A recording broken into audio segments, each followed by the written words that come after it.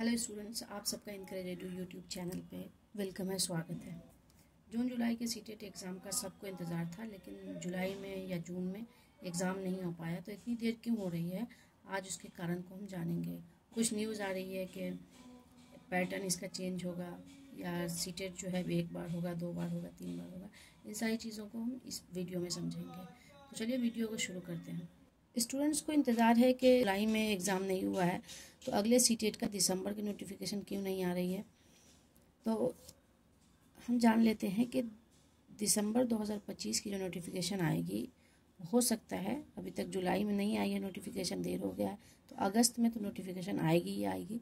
और अगस्त के पहले हफ्ते या दूसरे हफ्ते तक नोटिफिकेशन आ जाएगी। आपके 2025 का दिसंबर का जो सीटेट होने वाला है उसके लिए नोटिफिकेशन अगस्त के पहले या दूसरे हफ्ते में आ जाएगी। अभी तक सीटेट की साइट पे जो है ऐसा कोई नोटिफिकेशन नहीं है, लेकिन उमूमन अगस्त तक नोटिफिकेशन आ जाती है। तो पहले या दूसरे हफ्ते में दिसंबर 2025 के सीटेट के लिए नोटिफिकेशन आ जाएगी। और दूसरा न्यूज़पेपर की कटिंग है कि सीटेट का जो है पैटर्न चेंज होगा।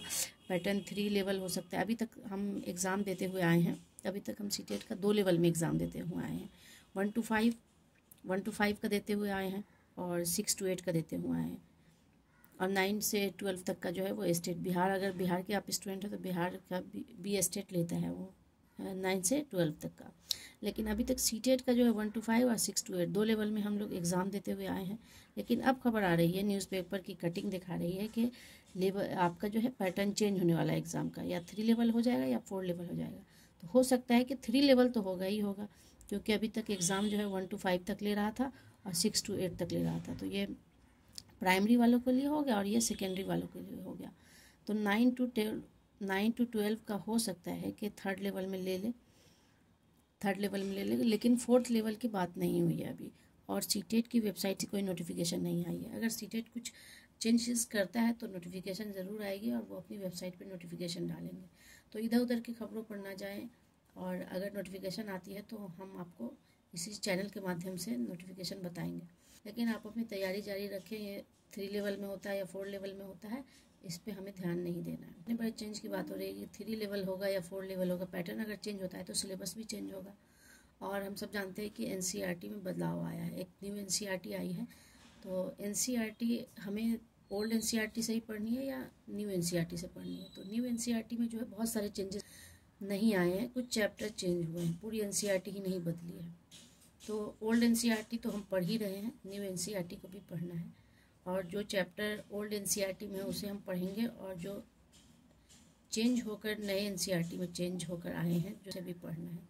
तो इसमें ओल्ड एनसीईआरटी में थोड़ा न्यू एनसीईआरटी हम ऐड कर लेंगे और दोनों को पढ़ लेंगे। इस तरह से हमारी तैयारी होगी।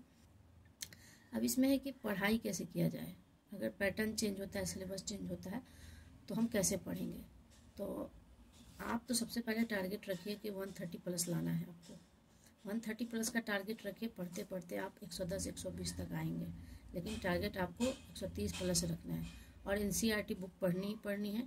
ओल्ड एनसीईआरटी हम पढ़ते हैं, न्यू एनसीईआरटी को भी ऐड कर लेंगे, न्यू एनसीईआरटी पढ़ेंगे। और आपको इसी इनकरेज यूट्यूब चैनल पे न्यू एनसीईआरटी के हम इसी चैनल पे आपको पढ़ाएंगे। अगर आप साइंस के स्टूडेंट हैं तो साइंस की तैयारी, और लैंग्वेज में हम उर्दू की तैयारी इनकरेज यूट्यूब पे कराते हैं। मॉक टेस्ट आपको अटेम्प्ट करना है। जितने भी मॉक टेस्ट है, यूट्यूब वाले मॉक टेस्ट दिखाते हैं, बहुत सारी वेबसाइट है, बहुत सारे ऐप हैं जो मॉक टेस्ट कराते हैं। आप मॉक टेस्ट ज़रूर ट्राई कीजिए। रोज़ 150 क्वेश्चन आप लगाइए मॉक टेस्ट में। और मॉक टेस्ट के लिए 2.5 घंटा, जैसे एग्ज़ाम में हम 2.5 घंटा बैठते हैं, वैसे मॉक टेस्ट के लिए आप एग्ज़ाम समझ के ही बैठिए। वर्चुअल एग्ज़ाम हॉल का माहौल बनाइए अपने घर में और 2.5 घंटे का जो है मॉक टेस्ट अटेम्प्ट कीजिए। उस मॉक टेस्ट में आपको कितना नंबर आता है ये देखिए। अगर आपको 130 प्लस आता है तो समझिए आपको एग्ज़ाम में 110 या 120 तक ही आएंगे।